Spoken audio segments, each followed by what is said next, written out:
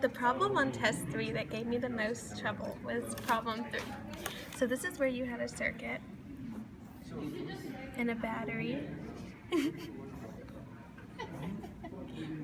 and a switch, as well as 2 resistors,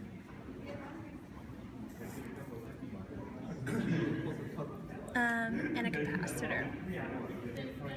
So here's the picture. We have resistance 1, R2, we have A,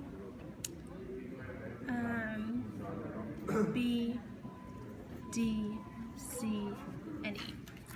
So this is problem number 2. This is where I lost most of my points. Okay, so the first question asks, when the switch is closed, determine the currents at A, B, C, D, and E. So we know when the current is closed. Let's separate this into 3 separate pictures. So first, we have our EMF, R1, R2. So this is the first part we're going to do. And we have a current coming this way. So we know EMF is equal to I times R1 plus R2.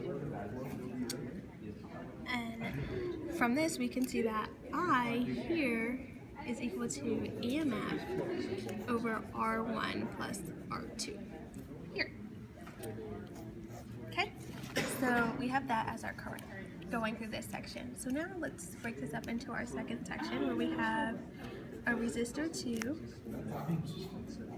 with some capacitance here. So the same current that was going through the original circuit goes through this circuit as well. So we know that for capacitors, we have Q is equal to I, R, C, and the R here would be R2. So, however, there's no resistance, or there's no current happening at C because across the capacitor we have no resistance or no current. So at the only points we have this current is at A, B, D, and E.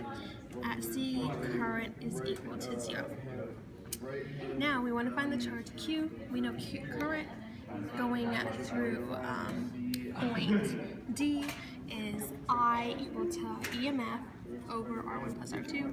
So we have Q is equal to EMF over R1 plus R2 times R2C. So the next problem, the next part asks us, after the switch is open for a long time, what is the current? So after the switch is open for a long time, we sort of have our capacitor discharged, and since it's open, there's no current that runs across the switch. So the current everywhere is I is equal to 0, and the charge through the capacitor is also 0 because it's discharged. That was actually part C. I went backwards, sorry. So now let's go back to part B. So this was C.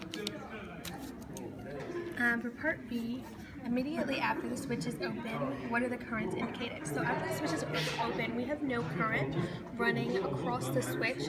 So I at A, B, and E are all 0 because these are in the original circuit that there is no current running through. However, since the current ran through C and B and C and D, which is its own little circuit, right?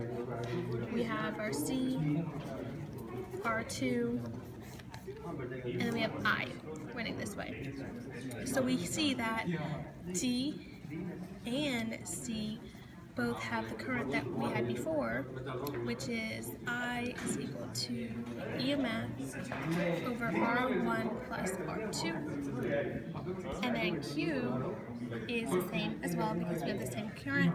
So Q is equal to EMF over R1 plus R2 times R2 times C. Thank you for listening.